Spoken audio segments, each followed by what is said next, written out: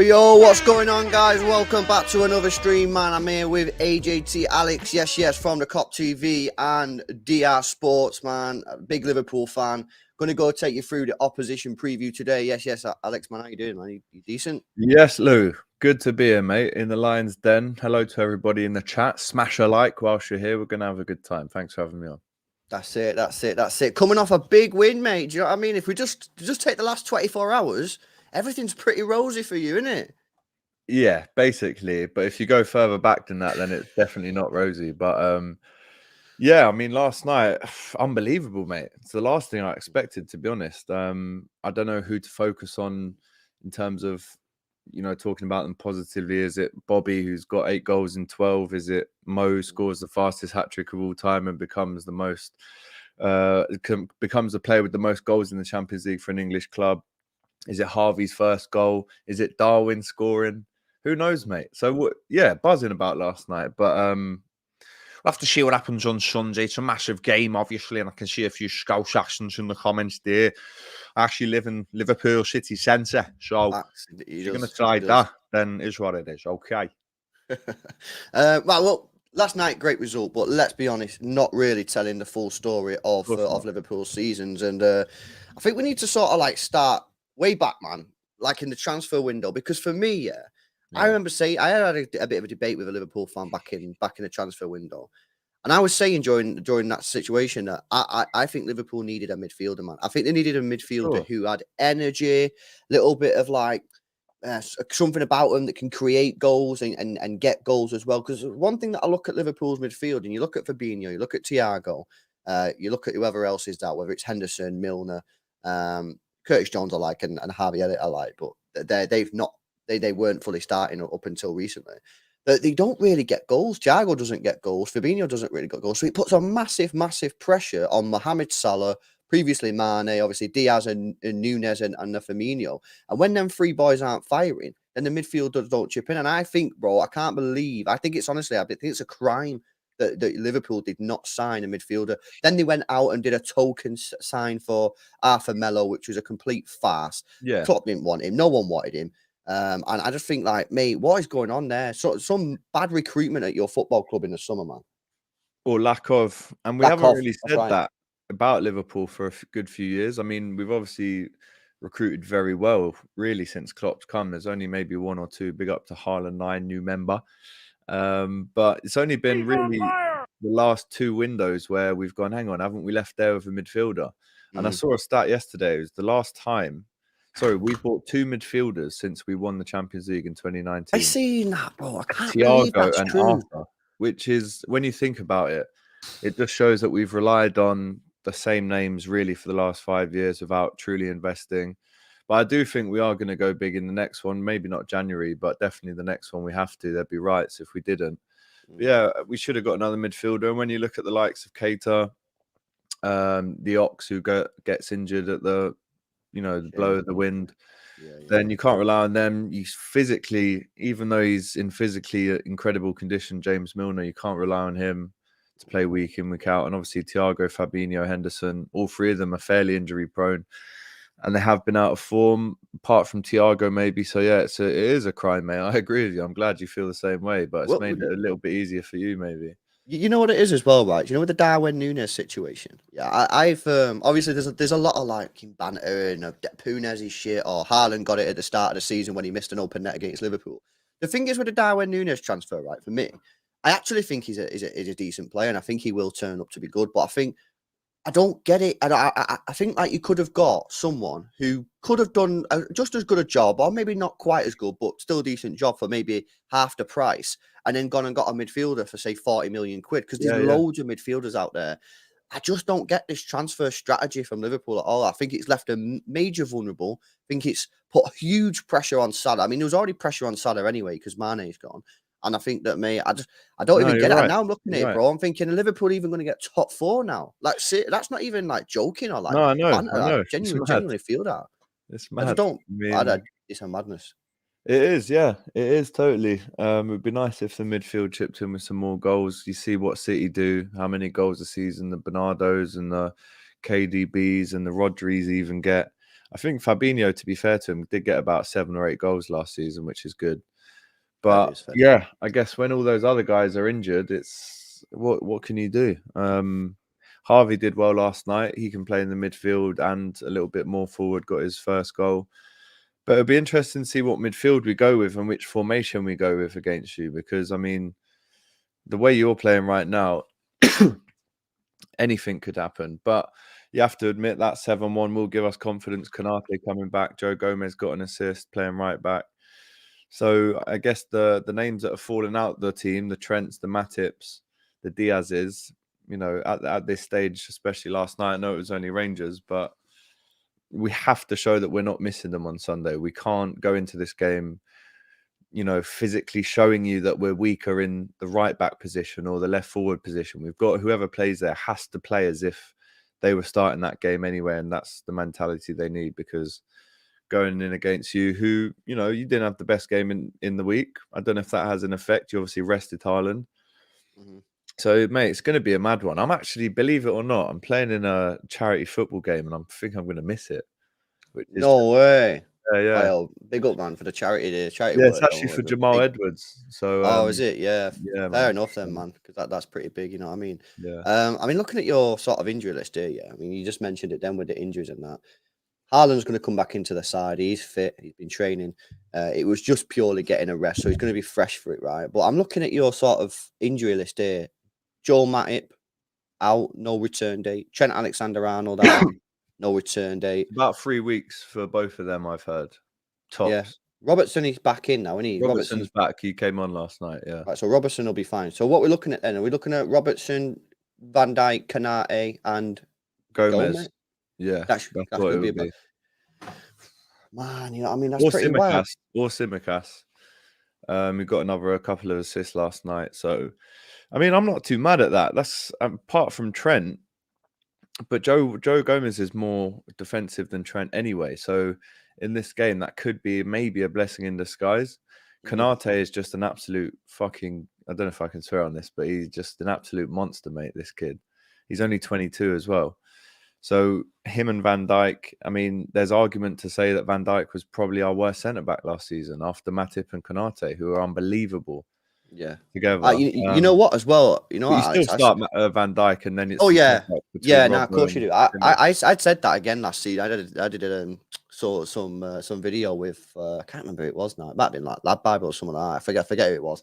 And I said you know, Van Dijk has unfortunately since his injury, and I always say this, but I take no pleasure in saying this. Since that injury that he had, I think he's really sort of declined. And I think Matip right now, that guy's moving like, for me, probably your best defender in my opinion. Well, you know what? You know, if you actually look back at last season, obviously we finished a point behind you, but Van Dijk actually was still unbelievable, I think, last season. It's only this season that I've personally seen, as someone who's watched every 90 minutes that he's played for the club, like most of them in person as well. It's only this season where I've looked at him, you know, the Fulham game where he got spun by Mitrovic. There was a couple silly penalties. He's allowed people to get to the ball. I do think the World Cup's definitely playing on his mind. He doesn't want to miss that again. So he's maybe like not pulling out of challenges, but for instance, like, I think against Napoli, there was a moment where he should have been getting back a lot quicker, and that Giovanni Simeone kid was running with him to the ball, and all of a sudden he's just allowed him to cut across. Whereas 2 years ago he shoves him away, and big round of applause from the crowd, and we recycle the ball.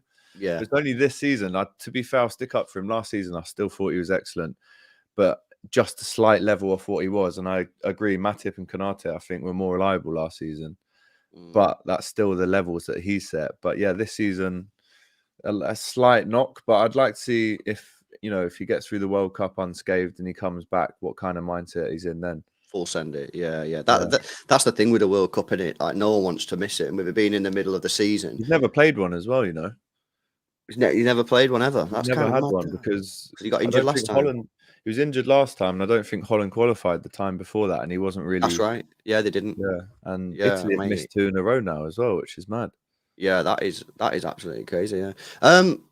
Obviously, Konate, it's Van Dijk there. They're going to be the centre backs. They're going to be facing the best striker in world football right now, mate, in Erling Haaland. I don't think there's any dispute about that. No. What's your sort of, first of all, what's your reaction, man? Like, you know what I mean, from a Liverpool fan, from a rival point of view, is it a little bit, a bit jealous? Like, what are you saying? This is just a joke, isn't it? It's an absolute farce. Like, what do you want me to say, bro? Anything, bro. The man's he is on bloody fire. Yeah, he is. Honestly, what are we watching here? What are we witnessing? It's an absolute FIFA game for him. He makes it look like he's easy, playing world class. Everyone else is amateur. Like, what? Have you watched many City games this season, Alex? To be honest, mate, I just turn off after the first goal. Shut up. Is the way that he moves, mate? You know what I mean? It's frightening. The thing I saw the other day is he was so quick. Sorry, my dog's currently sitting under my chair, so he might be a bit annoying. But he even had time.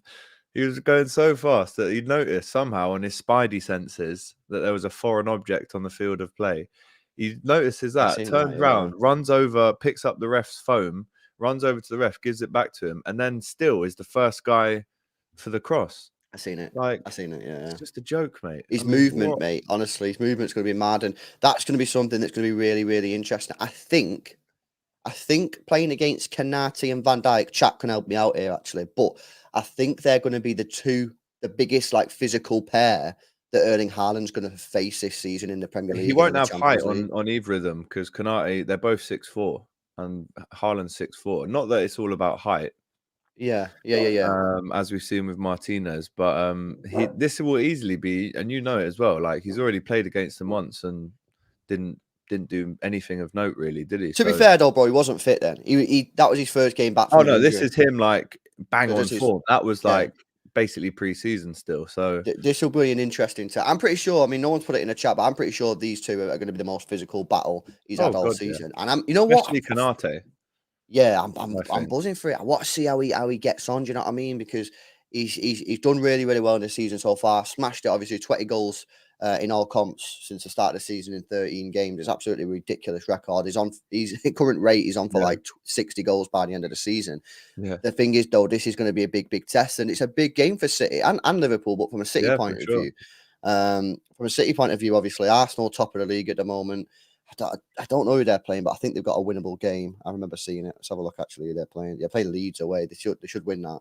Yeah. And I just feel like this is probably a game where we could lose the game. We could lose, and Arsenal are likely to win against Leeds, and therefore we could by the end of the day be 4 points, behind Arsenal. it's a massive game. So for us, we need to be firing for it. We're playing against a Liverpool side that's not in form, and Erling Haaland is banging form. However, it's going to be a huge. I think if Erling Haaland comes out of this game looking good, you know what I mean, i.e., he's won the battle over Van Dijk and Konate, I think his stocks go even higher, because I think then people will be like, not only can he run past players, not only can he make the movement, he can also out-muscle two of the strongest centre-backs in world football in Konate and Van Dijk. So that battle's going to be huge. Are you confident that your lads can stop him from scoring or what? Who knows, mate? He could score in the first 2 minutes. I mean, Liverpool recently, we've conceded, I think, in the last 13 games, we've conceded the first goal in 11 of those, even last night. Seen that, yeah. So what's going on there then? Is it some mentality issue? Is it just slow starting? What is it? Sloppy defending? It's just a mix of all the different things that have contributed to Liverpool's start this season. But with the defending, especially in the first 2 or 3 minutes, for me, that's just unexcusable. It's the first thing you do in a football match is, unless you're looking to score yourself in the first few minutes, is make sure you don't concede in the first few minutes, especially at Anfield, which has been happening to us. And it's just, against Brighton especially, we go 2-0 down in 20 minutes. What's that about? Yeah. It just can't happen. So if we can avoid the onslaught that you are, I mean, listen, you are the away team, right? We've got to remember that. So we are going to have more possession, you'd think. So if we kind of get through that first 20-25, then who knows? I mean, as you've seen last night, Salah can score a hat-trick in 5 minutes, so can Haaland. I just can't really call this one. Obviously, I want to go with my team, but the way you're looking, a draw might be a great result. I don't know. I mean, I don't think I've ever predicted us to not win a game at home against City, because even though you won during lockdown, you've still not really, I think it's 1 win in 20 years. Yeah, it's a poor record. It's a poor record, mate. Yeah, we always get probably your worst one, actually, isn't it? Oh yeah, for sure, mate, for sure. I mean, when we go to Old Trafford, we normally knock 6 or 7 past them. You know what I mean? That's what I mean. So do we. Yeah, you do actually. To be fair, yeah. But when we come to Liverpool, man, it's a difficult place to go. I mean, this is a massive game. I want to turn quickly to Liverpool here, because this is a huge game for Liverpool. Do you think that there's still a chance that you're in the title race? I mean, if you win your game, in fact, if you do have a game in hand, you'll be on 13, although that is against Chelsea, I think. So you're 11 points behind Arsenal if you win the game in hand? Yeah, I mean, if we'd have beaten Arsenal at the weekend, I would have said if we can beat Arsenal and City, then we're still in the race eventually, because they're the two you need to beat, and they're the two we would have just beaten. But I think the Arsenal one probably, I mean, no one aims to finish second or third. It's at that point, it's just get top 4, isn't it? So realistically, I think that is the aim now. Unfortunately, I mean, at the start of the season, if you said, are we title contenders, I think you would have said yes, and I would have said yes. Oh yeah, for sure, yeah. But the first 10 games, we're well off it, mate, and we don't even deserve to be, in that conversation right now. So I'd say top 4 is probably the minimum that we take now, but we've got a massive fight to get there, because there's obviously so many teams around that position. So mate, yeah, you know what it is, right? We're the best on Sunday, I can't lie. Yeah, with the title race, before the Arsenal-Liverpool game, I was still saying that Liverpool were the main title rivals for City. And you know why I'm saying that, bro? And you might understand it. When I say this, right, and Arsenal fans get in the chat, they don't understand, right? But you'll understand this because you've been through it. The difference between Arsenal and Liverpool and City, the difference between the City and Liverpool and Arsenal, is that City and Liverpool can both go on 20-game runs of just wins. That's it. And we've seen it happen. We've seen it happen. We've got the evidence. We know that can happen. The difference is with Arsenal, they've had a great start, not taking anything away from them. But you don't know how long they can keep it up, because they've not done it in the last decade. You know what I'm saying? And that's why, for me, I've been saying up until you got beat against Arsenal, that for me, even though Liverpool are like 10 points behind us, that I still think Liverpool are our main title rivals. Yeah, I mean, 14 points last season. We managed to claw that back to 13 from January to the end. So yeah, I agree. You had games in hand on that one though. This time you've not. You've got 11 points with no. But you're right though. I saw a stat the other day. Right, it was Klopp's 7-year anniversary thing, and it said he's the only manager in Liverpool history to do 4 20+ unbeaten streaks, and most of them were wins. Yeah, that's the difference, man. That's unbelievable. And that some of them are like 44. And sorry, my dog's wanting to play with his little dog friendly on this channel, lad. We're dog friendly. Don't worry about it. Right, well, you can see him if you want. Throw him on, man. Throw him on. We've had this before with our dogs. Oh, there we go. There we go. Scouse Gus. Gus. Yeah, little Gus. Chat, say hello to Gus, man. That's it. Hello, chat. I want to see some dubs in the chat for Gus. What's Gus saying? Is he backing a win? Man. Yeah. What do you reckon? Score 2-1. Yeah. Oh, mate, he knows. He knows nothing's going positive for you on Sunday, mate. He's like, no chance. W for Doggo. Yes. Let's go. Yes, Let's go. W's in the chat. Love it. Love it. In a bit. Yeah, but you know what? This is kind of. I'm still not fully ruling Liverpool out, and I think if Liverpool win on Sunday, then I think they're right back in it for me. Yeah, I suppose points wise, yeah. But I think if we beat you, I think that's it. I think even me, then I mean, I think no, honestly, that is it, and it would be such a mental thing as well, then, because I mean, we just. It's not even about like, oh, can we win this game? We're so far down now. We've only won 2 games. We need to win this game. It's a must-win game, but unfortunately, it's against City.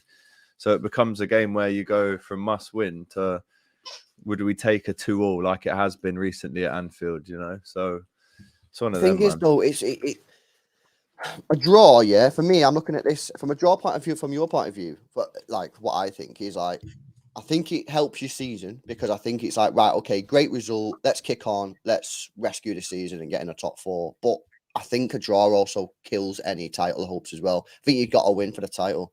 Do you know what I mean? Yeah, we have to. But a draw is like semi-decent, do you know what I mean, for the result and getting in top 4. Because for me, that top 4, mate, if you don't get in that top 4, any hopes of signing like the Bellinghams and all them kind of dons, do they want to come and play? They want to play Champions League, man. Do you know what I mean? I don't think they come. 100%. You're totally right. Gus, mate, you must know that I'm on an opposition previews trying to like make it a tough away day for me. We did a stream. I can't remember when it was about a month ago. I think it might have been a watch along, yeah. And we was dog sitting. We had about 4 dogs in the gaff, and it was mad. And they all fucking getting in here. We were showing them on the screen, and it was proper wild. Gus, man, just. 1 second. Yeah. All right, guys, I'm going to ask you to send in your questions for a little Q&A for the... there we go. Right, I'll put that in the chat. Guys, if you've got any questions for me or Alex, man, fire them in and we'll do a little Q&A situation. There we go. Who do you think's going to start up front? Do you think it'll be Nunes or Firmino? Because Firmino's looking on point this season. On fire at the minute, mate. Honestly, he's impressed me so much. He's one of my favourite players of the Klopp era. I think he's played the most games out of any player in the Klopp era. Gus, just allow me, please. Give me 5 minutes, G. I think it will be... Do you know what? It's really difficult after last night because I would have said drop Salah, but you can't drop Salah now, can you? I mean, you wouldn't normally against City. No. So he'll play. And then I think Nunes does play, mate. And I think maybe Firmino starts behind him and Jota goes out to the left, potentially. Okay. Is that like a little change of system then? Well, if we stick with the 4-2-4 kind of thing, the 4-2-2. Gosh, just so basically we've been playing Thiago and Fabinho in the midfield or Henderson, and it's a 2 instead of a 3. So will that work against City? You're going to pack the midfield out and play kind of quite centrally. I don't know. We'll have to prepare for that. I could be well wrong, but that's what we've done the last 2 games. So we'll see what happens. Sion White says, what are your early thoughts on Darwin Núñez? I still think he's going to be a great player. 4 goals. They've all come away from home. So he needs to get that big goal at Anfield, and that will really kind of, I think, open the floodgates. So perfect time for him to become the new star is Sunday, basically. If he can get a goal. He's already scored 1 against you, I guess. So who knows, mate? It was obviously not at the minute on Haaland's level. That's if you're asking me to kind of compare him with him, it's a non-starter right now, isn't it? But I still think he's going to become very good, bro. And I saw him when he was at Benfica. They came to Anfield in April. It was unbelievable then. So if we can get a bit of that, then we need to see that as soon as possible. Yeah. Mukesh says, how confident are you lads on getting Jude Bellingham? Guy's on fire right now, man. He's bagging 4-4 in the Champions League. Yeah.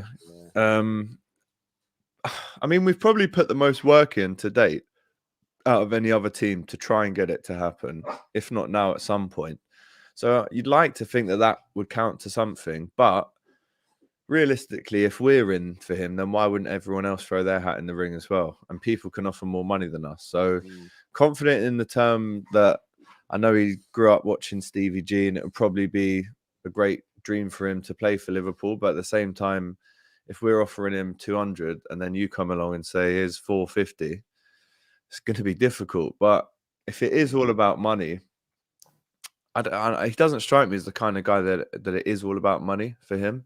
No, I don't think so. So hopefully he makes the right decision. Do you know with this, the way that your football clubs run now with your wage structures, obviously it took ages for Salah to sign his and that. Do you think you might have to deviate from that? Because it looks like to me it might end up holding you back if you're not careful. Do you know what I mean? With the wages, I mean, if you look at Salah's wages compared to other players, you know what I mean, who are on his level or whatever. Yeah, deserved. I mean, he's defo like probably the worst paid player. Like if you look at his wages compared to other people's, he's probably way below everyone else. Like, do you reckon it's going to end up? Do you reckon there's going to have to be a change of strategy at your football club? Otherwise, there could be a drop off.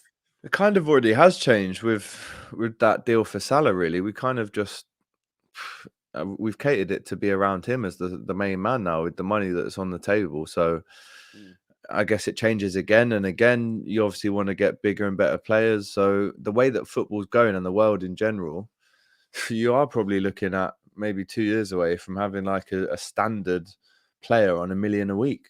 Like that's the way we're going. Oh yeah, I know. You know, so sure. I mean, Mbappe could be on more than that. Already, yeah, but I'm talking about like not an Mbappe, like a Rodri on $1 million a week in 2 years. That's the way it's going, mate. It's mad. It is mad. A lot of questions asking about Klopp. Is this sort of like 7th season curse or whatever that he's chatting about? The reason why I don't think that's true though is because you never saw in those 7 years or after them, you never saw what he did or what he would have done in an 8th or a 9th or a 10th season. So let's see. This is the real test now for Klopp in his time here so far. If he's not had enough already, this is now right.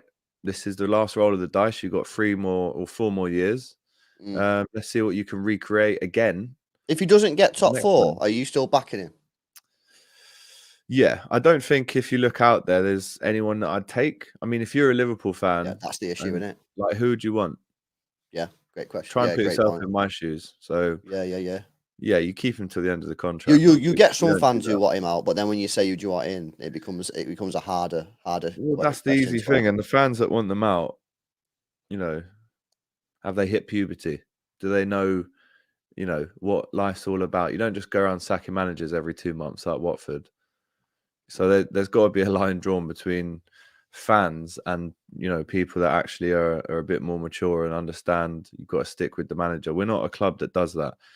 You know, like yourselves, bro, you've been with Pep now for ages. We're not like United. Every 2 years when it fails, we all throw our toys out and get a new manager. It doesn't work for us. Exactly. The 10-year-old keyboard warriors. Bosh.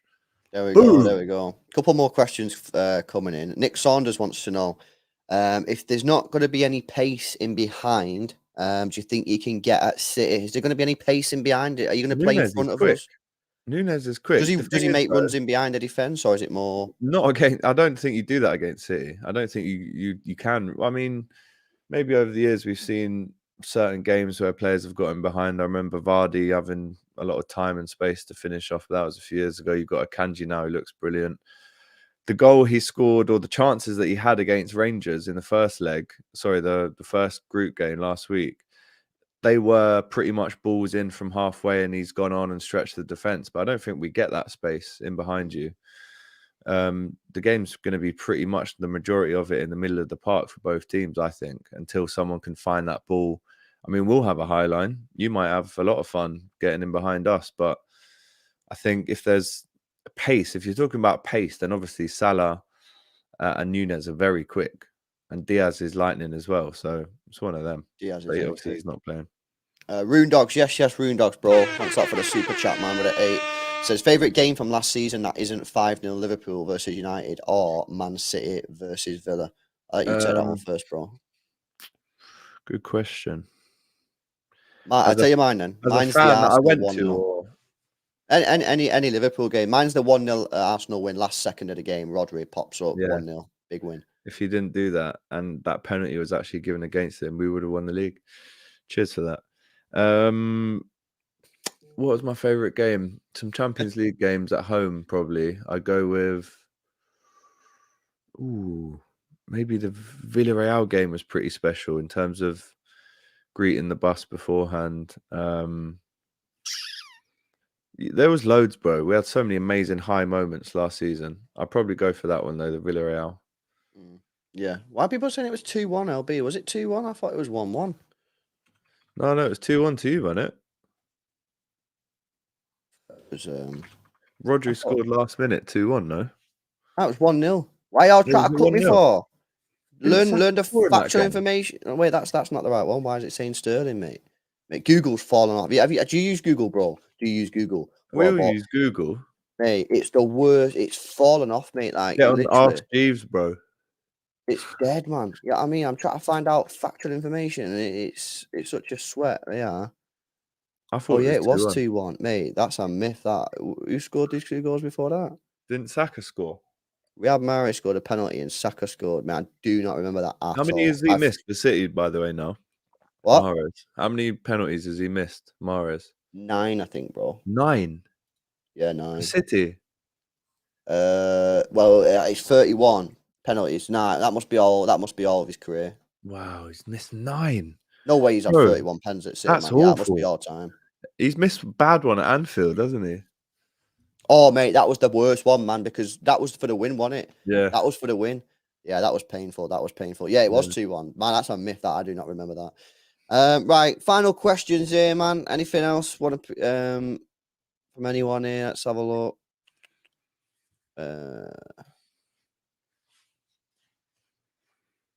Because he missed one the other night as well, didn't he? Yeah, man, it wasn't a good penalty. You know, with Mahrez, yeah, he either takes a sick penalty or like a really, really bad one. Yeah, I mean, and I know that people might say, well, that's like obvious, you know, when, I mean, Kane, to be fair, he missed one the other night, but you know, when like Kane or Gerrard used to step up and you go, you know what their techers is for a penalty. I don't know what his is for a penalty. It's different every time. Yeah, he's got basically 2 out of 3. He misses 1 out of 3 penalties, which isn't actually a good record. People say that's a good record. It's not really. Surely you know what I mean? just whack on. Yeah. I mean, Fabinho took a few of ours last year. He took a lot for Monaco back in the day. He was like 92 on penalties for FIFA. Haaland will take him. He took a penalty at West Ham first day of the season. It was a mega penalty. Let's have a look. Mega penalty. Fucking have some of that mega in the area.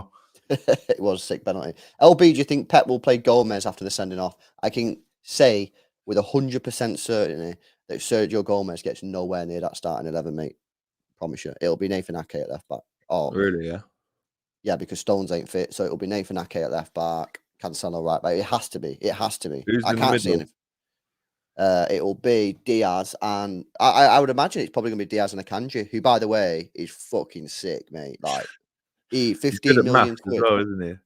Oh, mate, yeah, he would have been sick in the contract You know negotiation. what? I was in Manchester about a month ago, staying in the Melia Hotel, and in the lobby there was a big sign, like on the digital sign that they've got there, and it had a big Borussia Dortmund flag on it. And I said to the guy on the desk, I was like, "Oh, what's that about?" And he said, "Oh, that's the dogs." Yeah, off he goes. He said, "Oh, Akanji's upstairs. He's signing his deal in this hotel in Manchester." So I couldn't believe it. I thought it was maybe Jude Bellingham coming to Liverpool. I had no idea, but it's one of them. No, he does look good though. He does. He's different gravy, mate. He's different gravy. Right, okay. I think that's pretty much it. Thanks a lot, Buffy, as well for the super chats there, mate. Yeah, Harry Kane missed a pen. It's not often you say that, mate. His pens are normally top class. I've not actually seen it. Honestly. I don't know. It's a bad one. Oh, was it a proper bad penalty? Yeah. Yeah, he's skied it, bro. He's probably one of the best penalty takers in the world. In fact, I might even say the best penalty taker in the world. Like, he's fucking the way that he whips the ball, man. It's insane. The way that he does the little and then full pelt at it. Gerrard, for me, used to take unreal penalties, man. Who? Gerrard. Yeah, because he loved the power as well, innit? This is the thing. He loves that, but he'll love a little pass in the corner as well. Yeah, the thing is, the reason I like Harry Kane's, is because he puts power on it as well. Yeah. Even if it's not fully in the corner, it's not the best penalty in the world, then you're still going to get a situation where if because of the power, it can still beat like the goalkeeper and all that kind of stuff. So that's why I like his penalties. That's why I'm not a massive fan of something like a Jorginho penalty where you just step up. Do you know what I mean? Nah, it's pretty mad. Right, okay, let's wrap it up, man. We're going to go over and do a live stream on the Cop TV. So come and check that out. That I don't know what we're talking about there. Probably more City focused. I don't know. You ask questions. I don't know anyway. But come over because you got nothing else to do. Let's be honest, guys. The Cop TV. Go check it out. YouTube. I'll put a link in the description in a second, actually, and I'll put some out on Twitter. But yeah. Hopefully you guys have enjoyed the stream, man. If you have, make sure you drop a like on it. Subscribe to the channel as well if you're new. We'll see you in the next one. See you in a bit, guys.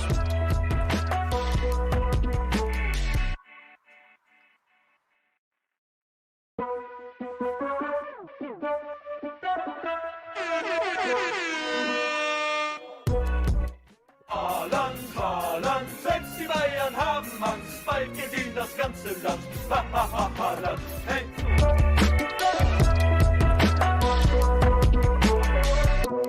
Rubbish.